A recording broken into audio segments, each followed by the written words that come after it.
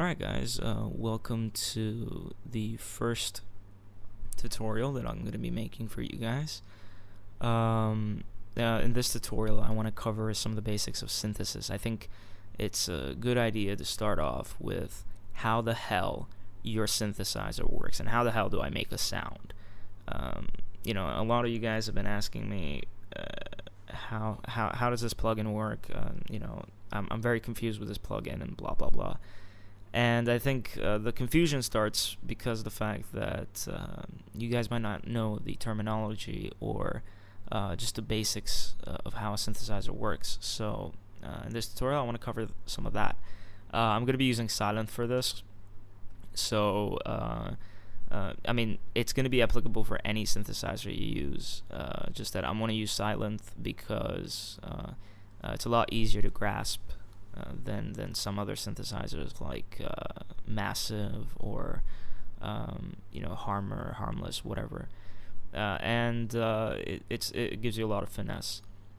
So with Silent, I'm not going to go through how Silent works, what makes it special or anything like that. I'm pretty sure there's other good tutorials out there that cover it, but as I'm going through it, you're going to see how everything works well with each other. So starting off, each synthesizer each synthesizer in the world is made up of one particular sound, and that is the sine wave, as you can see over here. The sine wave is the root of all sound.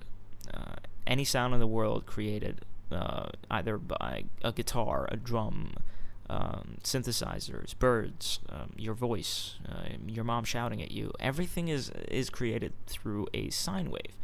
And on top of that, when you manipulate the sine wave, you get different waveforms, and that's the basis of additive synthesis. And what additive synthesis means is effectively you have the fundamental, which is the sine wave, and you're adding and manipulating that sine wave to create harmonics.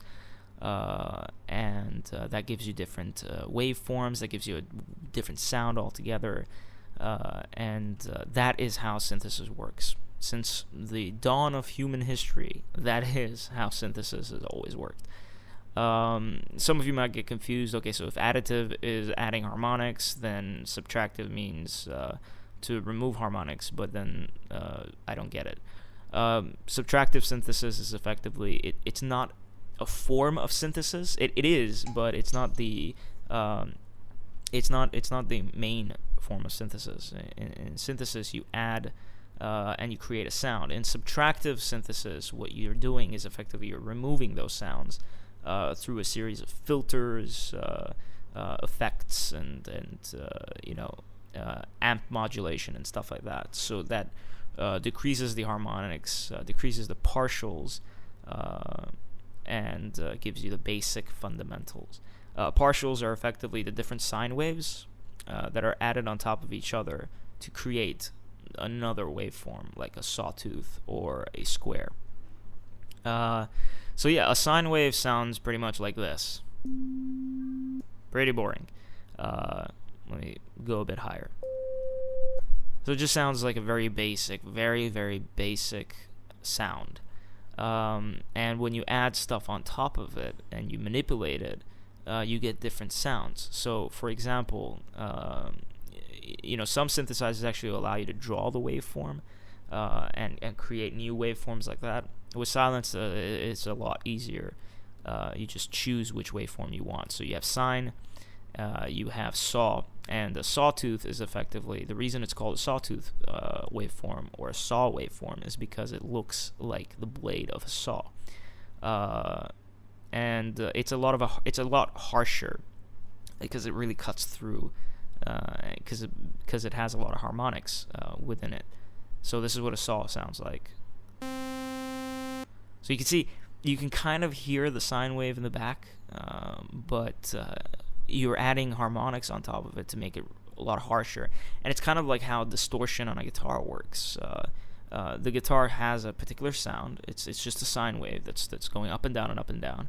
And then you're adding distortion into it, which really makes the sound jagged and really makes it cut through. And this is what a sawtooth does.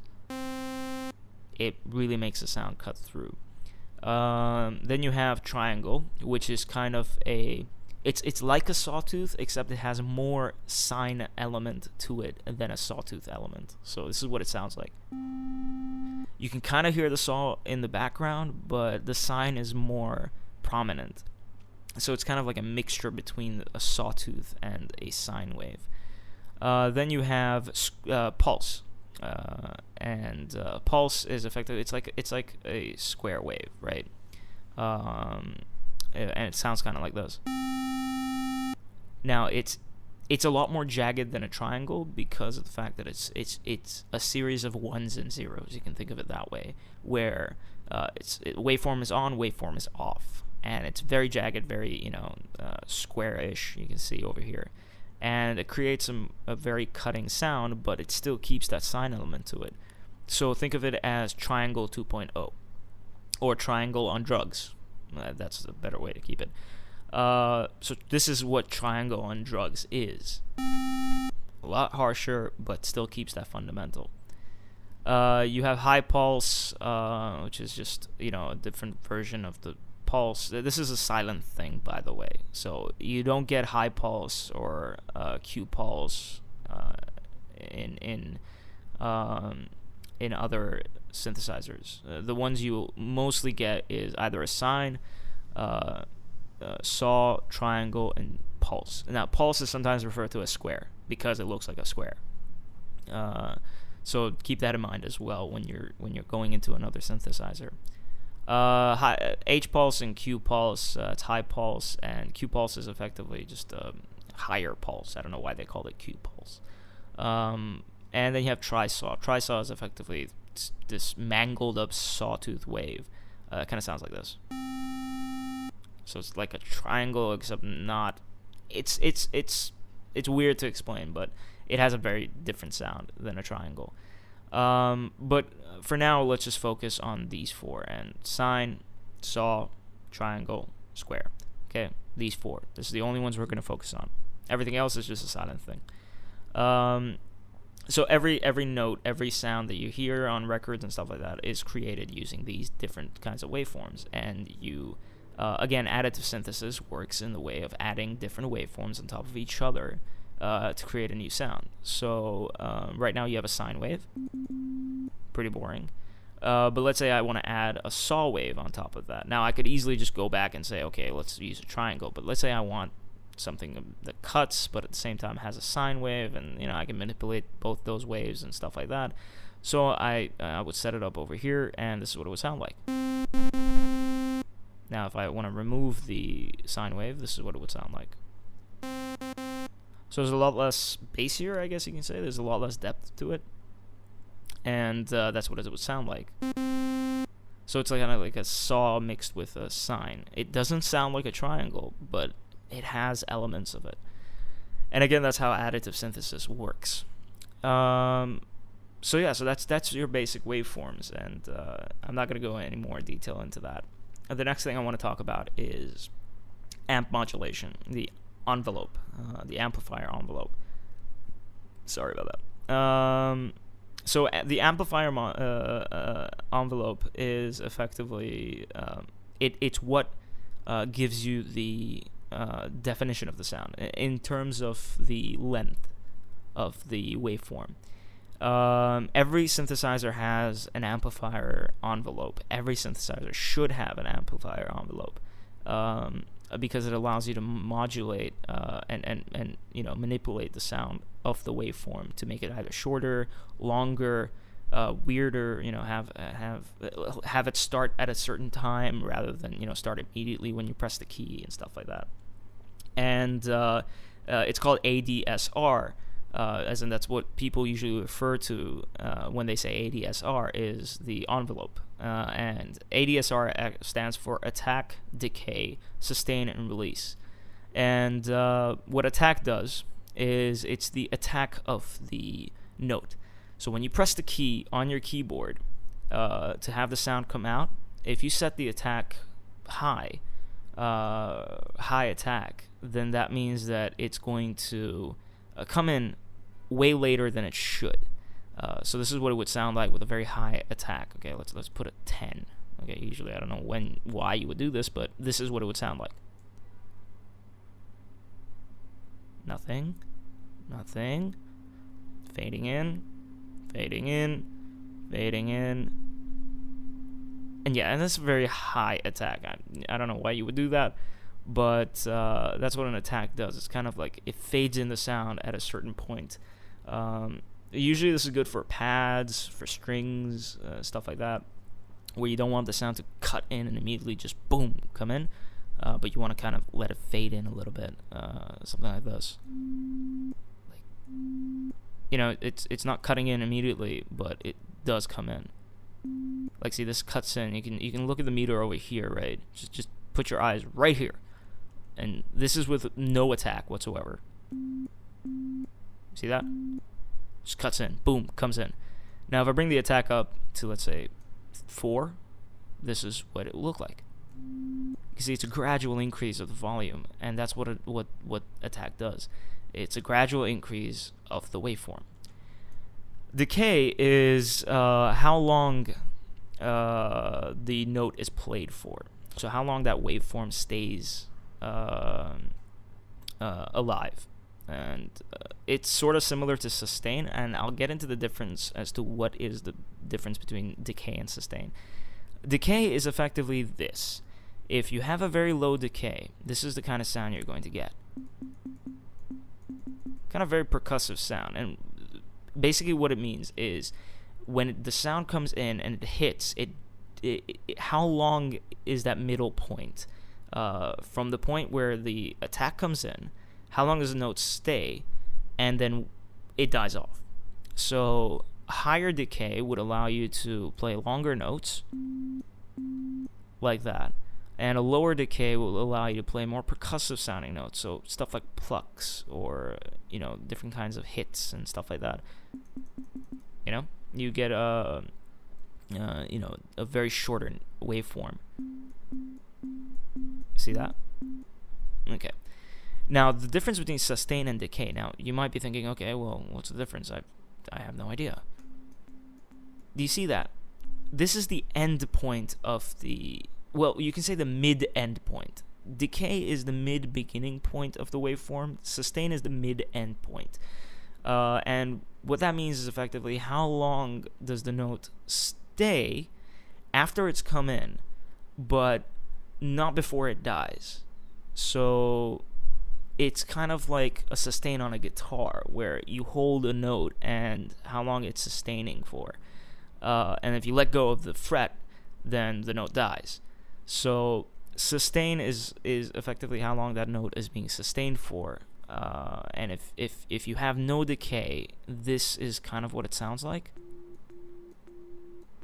There's no attack to it, there's no punch to it, but it's still there. And that's because it's the mid-end point of the waveform. Right before it's dead, right before you let go of that key, what happens? And release is basically when you release the key on your keyboard, how long does that note stay? Something like this. Well, I gotta kind of bring on the decay and the sustain. Okay. You see that? Okay, let me bring up the decay a little bit more so you can really tell. It's kind of like a gong kind of thing. And basically that's what release is. You hit, and how long it takes for it to die out. Like that. Now, all these combined together allows you to create different kinds of sounds. And that's what ADSR does. Now, I suggest you guys go in and experiment a little bit more, but think of it this way, right? A is attack, and what attack does is it's the beginning of the note. When you hit the note, what happens? Decay is the mid-beginning point of the note, of the waveform. Sustain is the mid-end point of the waveform, and release is right after everything is done. What happens to the waveform? So it's the end of the waveform. And if you want to think of it in an easier way, you could draw out a sine wave, and then attack would mean that a high attack would mean that the sine wave would start at nothing and then it would come in and do its thing. Decay would mean that if you set a very low decay, what would happen is the sine wave would start and end. So it's like a hump and nothing happens. Hump and boom, dead. The sustain is effectively hump, another hump, and dead. So if you set a very low decay, high sustain, what's going to happen is small hump, big hump. So small hump, big hump. Like a retarded camel. Release is effectively, you get, let's say if everything is set like this, what you're getting is big hump, and then small hump, small hump, small hump, small hump, until it fades away. And that's effectively how ADSL works. Next, we have LFOs, and LFOs are basically what they stand for is low frequency oscillator. And they're another oscillator. They don't make a sound in your synthesizer, but what they do is they help you, modulate certain things with an oscillator. So they have the same options as your current oscillator up here, and each waveform does something different. And again, this is a good way to test out waveforms and how they sound like. It's through an LFO. And now you can set the LFO to do whatever you want in silent. Usually, most synthesizers only allow you to modulate pitch and volume with your LFO, or filter cutoff volume and pitch on your LFO, but silent allows you to do a lot more. So the way it would sound like, let's say for example, if I wanted to take the pitch and modulate that, the way it would be is, let's say I've set it up for a sine wave. Now a sine wave, as you all know, does this, right? So this is what a sine wave does. It's a very nice, smooth waveform. But what an LFO allows you to do is take that waveform and modulate something within the synthesizer to that waveform. So if it's a smooth increase and decrease of the sound, and you modulate the pitch, that's effectively what's going to happen. It's going to be a smooth increase and decrease of the pitch. So let's say I set the rate to 1:2, put the gain up a bit, and this is what it would sound like with the pitch being modulated with an LFO on a sine wave.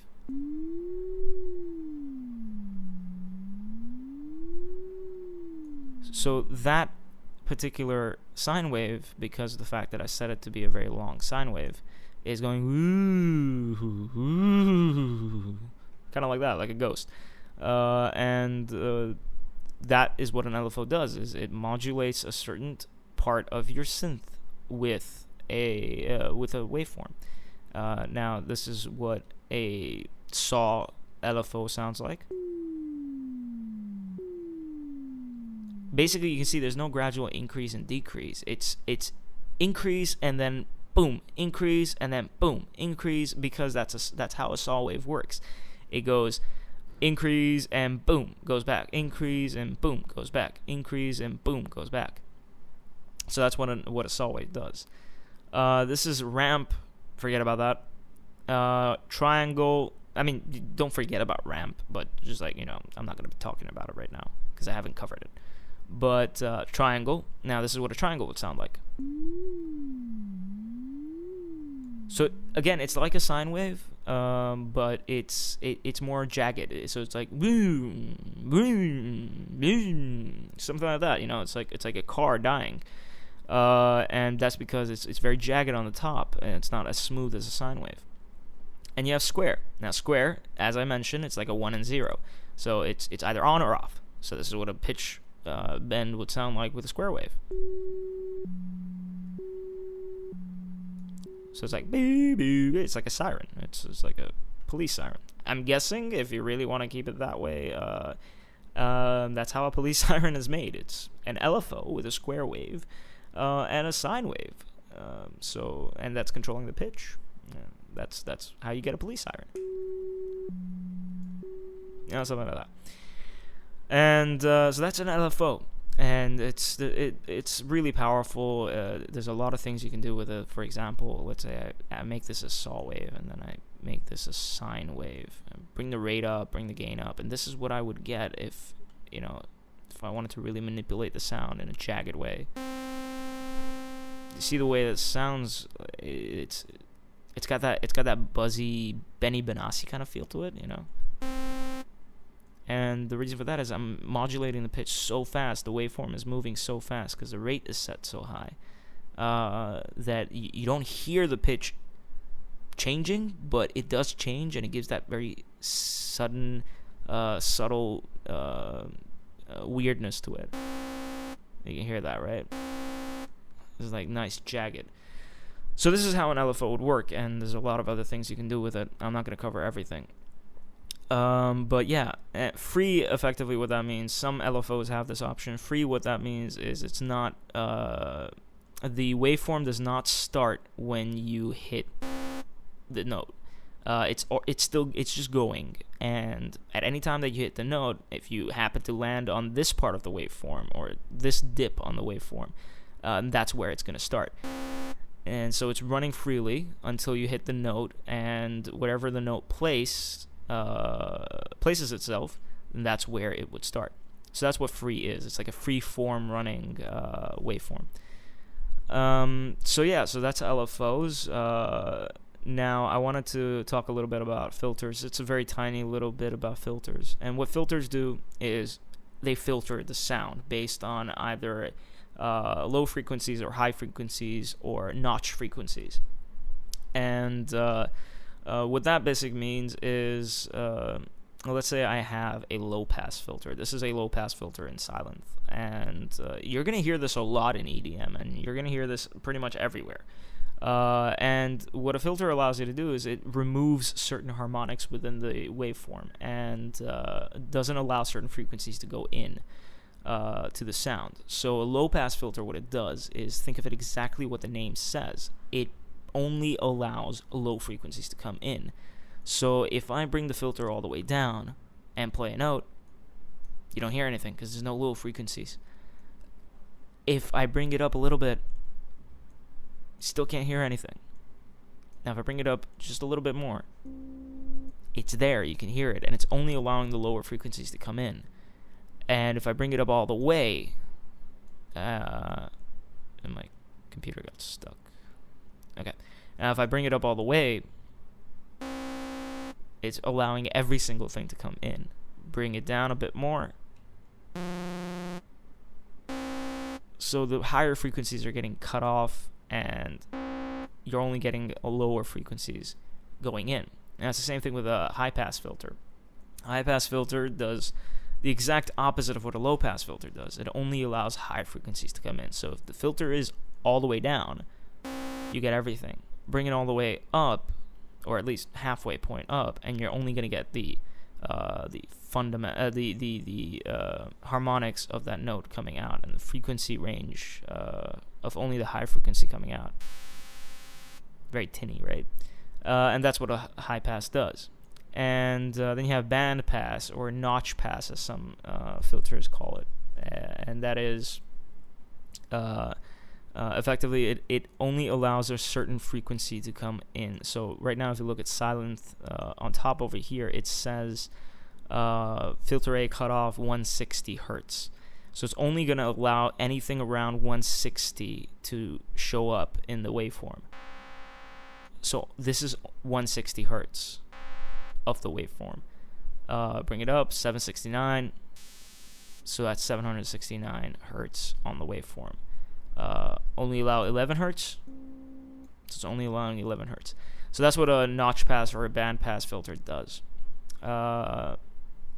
Then you have 12 decibels or 24 decibels. Some filters have up to 6. So you have 6. No, actually, sorry. Some filters have 2. Some 2, 4, 6, 12, 24 decibels. So it all depends on the different synthesizer you use. But what that effectively means is the amount that the filter is going to affect the sound. So 12 decibels, it's going to affect the sound up to 12 decibels. And effectively what that means is, okay, you can hear it from here. This is a low pass filter right in the middle setting. You're still getting a little bit of high frequencies coming in, but not too much. 24 decibels would effectively mean that you're going to cut off all the high frequencies at 24 decibels. So you're going to bring it down 24 decibels, and this is what it would sound like. 24 decibels, 12 decibels. You can hear the sound difference, and that is the reason for that. The difference for that is this one is setting the frequency to come down at 24 decibels. This one is 12 decibels. So you're still getting a little bit of the high frequencies creeping in. Resonance is another thing most synthesizers will have. And what resonance is effectively the harmonic resonance of each note and how the filter affects it. So the higher your resonance, the more shinier, I would say, it sounds. Your note would sound a lot shinier and a lot more twangier. And this is what it would kind of sound like with a resonance set somewhere there. This is how a note would sound like. Let's bring the resonance all the way up and show you how it would. You hear the shininess of the note. It really comes out. If I bring the cutoff over here, you can pretty much hear the resonance. So bring out resonance all the way. Bring it up. So it really gives you a nice resonant feel to it, and hence the name resonance. Now, I would show you another patch that kind of makes a good example of resonance, but resonance, effectively, think of it as it adds more to the harmonic frequencies. It adds a lot more twang to the harmonic frequencies. Some filters also have key track. Key track is effectively allows you to the filter will get cut off and cut open with the velocity of each key that you hit. So if the key that you hit, the velocity is high, key track will come in and kind of figure out how that would sound. And I would show it to you guys, but I'm running out of time, so I don't want to kind of like make this any longer than it should be. I'm already past 27 minutes. Crap. But yeah. So this is pretty much it. I don't think there's anything else I'd like to talk about. If there's anything you guys want to know, any questions that you guys have, feel free to ask me over here on YouTube or ask me on the forums. I'll be glad to help out. But that should be everything, I guess. I hope you guys enjoyed it, and I'll make more videos as I can. Take care. This is KerFuffle signing out.